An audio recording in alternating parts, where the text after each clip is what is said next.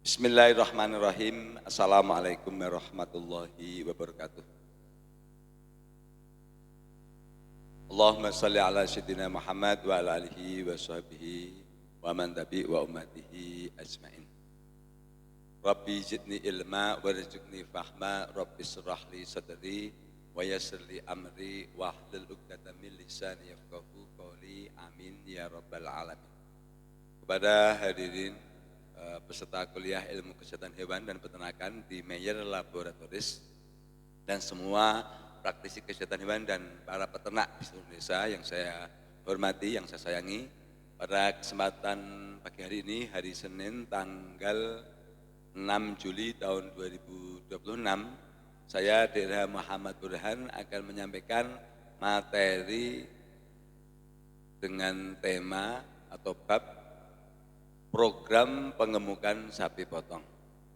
Nah, ini memang saya sengaja sampaikan karena sekitar 1 bulan yang lalu kita semuanya telah melaksanakan Hari Raya Idul Kurban, sehingga sapi-sapi yang telah dikemukan telah disembelih untuk korban, dan kemudian kita memulai lagi untuk pengemukan kembali untuk kebutuhan menjelang puasa Hari Raya Idul Fitri 1448 Hijriah maupun nanti Hari Raya Kurban. Jadi ini memang momennya adalah momen peternak mulai masuk sapi kembali untuk pengemukan sapi potong.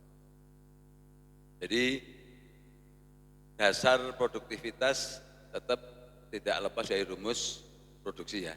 Jadi faktor produksi itu adalah produksi sama dengan genetik plus environment atau bibit ditambah dengan tata laksana atau manajemen pemeliharaan. Nah, untuk komposisi atau porsi persentase daripada peran bibit ini adalah 30%. Ini enggak akan saya bahas di sini ya. Kemudian porsi tata laksana itu adalah 70%. Nah, tata laksana itu atau manajemen pemeliharaan nomor 1 itu adalah pakan. Di pakan ini adalah 70% daripada tata laksana.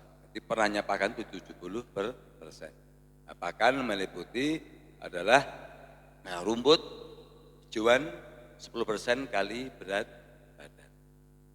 Kemudian konsentrat atau makanan dengan kadar serat rendah dan protein tinggi, kalori sesuai dengan kebutuhan ideal itu adalah 2%. Tapi seandainya tidak ada hijauan, biasanya mereka hanya menggunakan serat kasar, contohnya jerami ya. Kalau jerami itu kan kering, artinya kadar airnya sangat rendah. Kalau rumput itu kan kadar airnya sampai 75 sampai 80%. Itu rumput, jerami itu ada 3%. Jadi berat badan. Jadi kalau bakalannya 300 kilo, kalau pakai rumput menggunakan 30 kilo. Kalau jerami berarti sekitar antara 9 sampai 10 kilo. Nah, konsentrat ketika menggunakan rumput itu adalah 2%. Jadi cukup 6 kilo pagi dan sore. Jadi bagi 2. Kemudian jika menggunakan jerami, konsentratnya 3%. Kenapa? Karena nutrisi dari jerami tidak akan memenuhi. Karena jerami hanya serat kasar saja. Jadi jerami itu bisa dianggap kandungan nutrisinya 0, dia hanya serat saja. Jadi makanya dia butuh 3%. Jadi penting disampaikan. 3%. Jadi berapa konsentratnya? 3% kalikan 300 kilo berarti 9 kilo. Pagi 4,5 kilo atau 5 kilo, sore 4 kilo atau 4,5 kilo dibagi 2. Nah, kadar protein daripada konsentrat itu adalah minimal di ideal ini ya, di 12%. Nah, maksimal di berapa? Karena ini sapi, maksimal di 16%. Kalau proteinnya kurang, susah untuk tumbuh pertumbuhannya. Tapi kalau proteinnya kelebihan, resiko kembung tinggi. Itu ya, itu pakan. Nah, kemudian ketika jerami, diberikan jerami, ini harus ketersediaan air ad libitum, tidak boleh kok kosong. Karena apa? Untuk membantu mencernakan ini perlu hidrolisis atau untuk perlu dicerna dengan air. Nah, kalau dalam rumput itu komposisinya air cukup tinggi. Kenapa? Airnya kurang lebih sampai 70 sampai 80% tadi 75. Nah, kalau katakanlah 30 kilo, berarti dia minimal sudah mengkonsumsi air itu 70 dikalikan 30 udah 21 liter air. Itu udah aman kalau menggunakan rumput. Tetapi tetap dia rumput tetap harus disediakan air. Nah, kemudian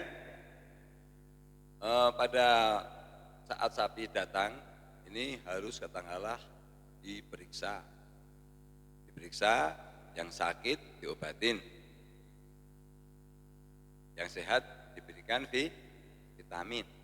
Nah, yang sakit diobatin sesuai dengan penyakitnya, yang sehat diberikan vitamin.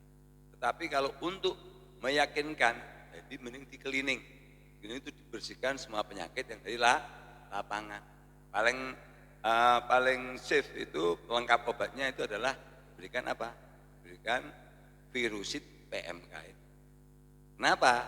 Karena kalau itu untuk cleaning tepat, karena di dalam virus itu satu mengandung antivirus. Jadi seandainya di lapangan ada penyakit virus, sudah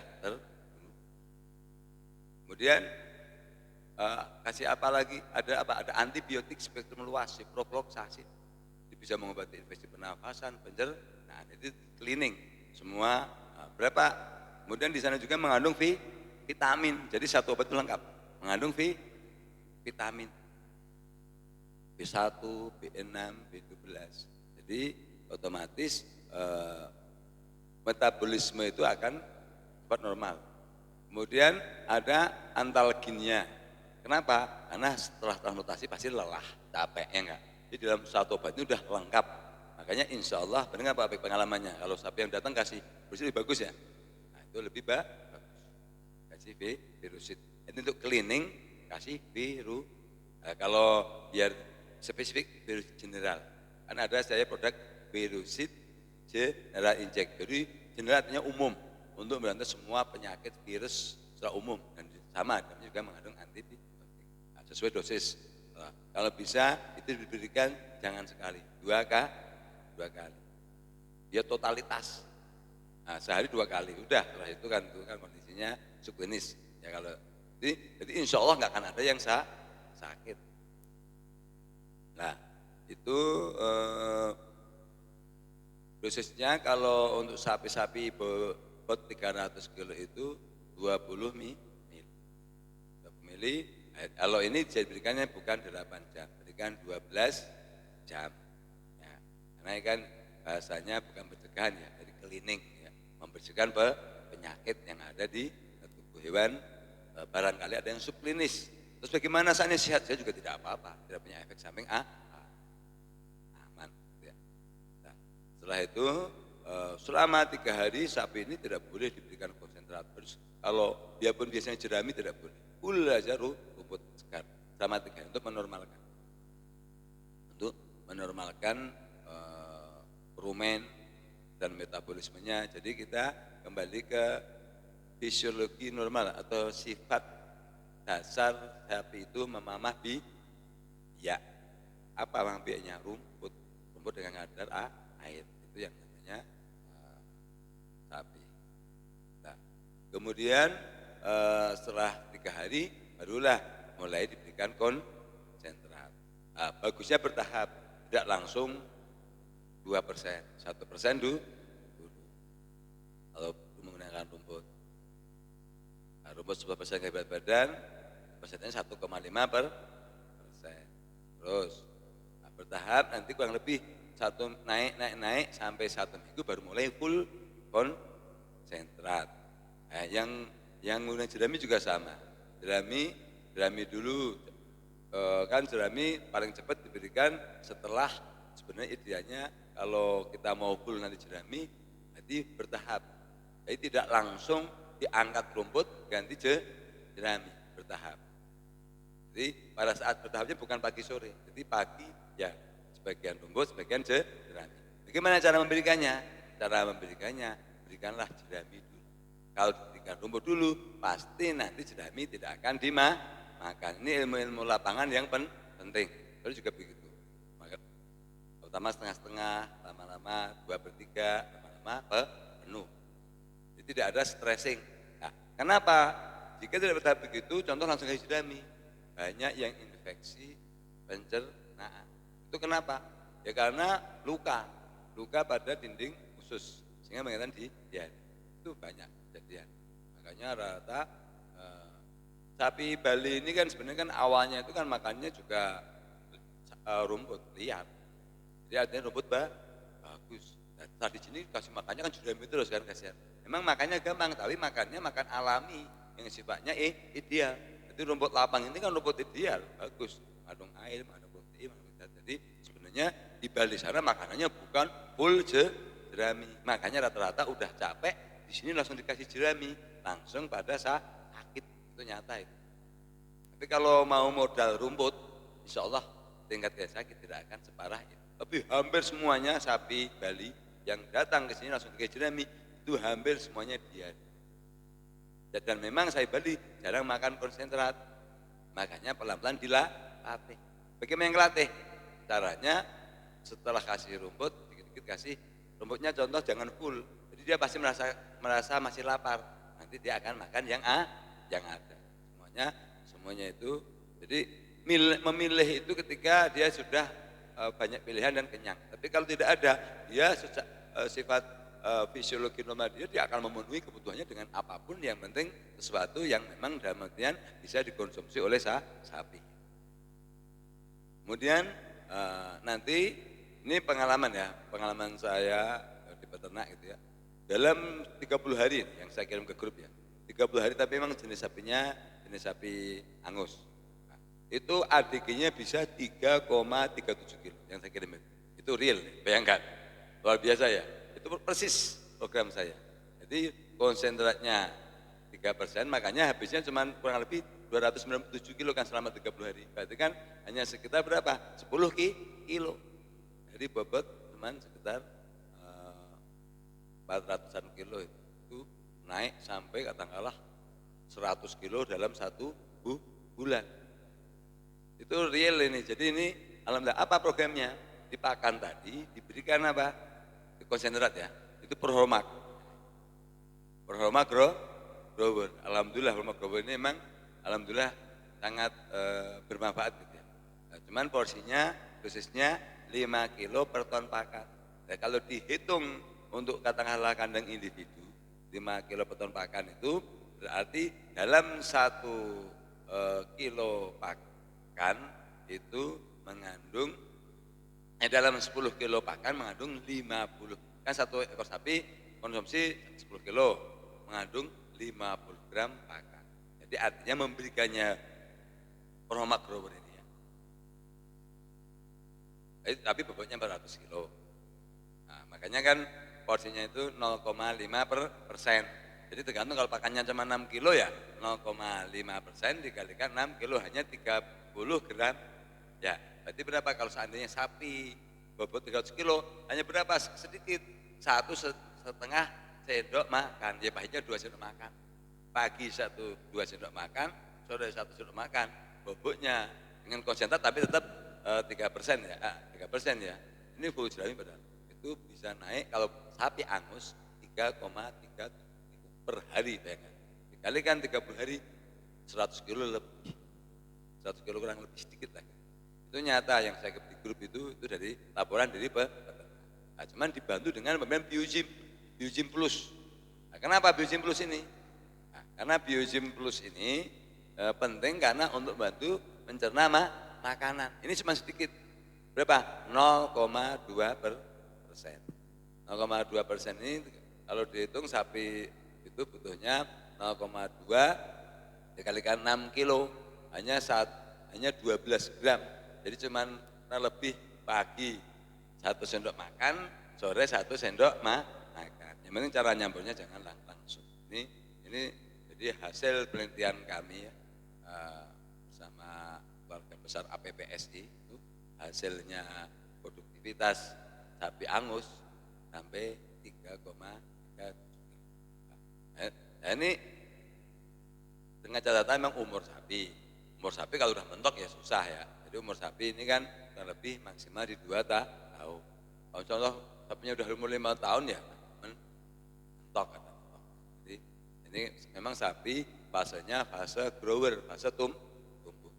Jadi dipakannya biar bagus itu. Nah, kemudian ada yang lupa, jadi setelah cleaning tadi ya, setelah cleaning pemberian virusid general inject, itu kemudian kita berikan setelah 3 hari diberikan obat cacing. Obat cacing yang biru ini, yang obat yang cair. Ini berapa? Ya, kalau 10 mili per 100 kg berat badan.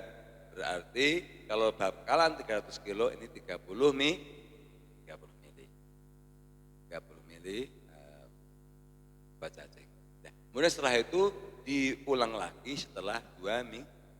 Jadi total di dalam tubuh sapi ini tidak ada parasit, karena parasit ini kan akan menghisap sehari-hari makan. Jadi inti daripada feed aditif atau campuran pakan ini kalau untuk perhormat grower sebagai pemacu pertumbuhan berat badan. Kemudian biozim ini perhormat grower ini ya, musiknya seperti ini. Ini perhormat grower. Kemudian biozim plus, tapi seperti ini. Biozim plus itu, nah ini keunggulannya mengandung mikroba apa aja? Mengandung Aspergillus niger, Saccharomyces, Lactobacillus. Kalau ada Chlorophyllomyces, jadi ini mampu mencerna makanan dengan serat kasar tinggi, contohnya jerat. Dan diversitasnya menjadi lembut. Nah, inilah manfaat daripada biozim dan perhormat grower. Nah, itu diberikan sepanjang masa fase produksi atau pertumbuhan. Jadi makanya alhamdulillah rekan-rekanan kami yang menggunakan biozim dan perhormat grower ini alhamdulillah puas semuanya. Jadi kalau sapi simental limusin itu sampai berapa Pak? Simental limusin rata kalau program itu. Nah itu memang rata-rata itu di 1,7 rata-rata. Nah, kalau individu 2,2, 2,3 gitu. Saya juga baru sekali ini yang luar biasa 3,3. Tapi rata-rata kalau individu itu rata 1,7, rata 2,2 itu yang. Jadi itu hampir belum ada. Kalau ADK sampai 3,37 itu hampir belum ada. Dengan priming apapun itu hampir ada. Ini insya Allah perhormat grower mencetak rekor. Jadi demikian, terima kasih, semoga bermanfaat. Billahi hidayah, wassalamualaikum warahmatullahi wabarakatuh.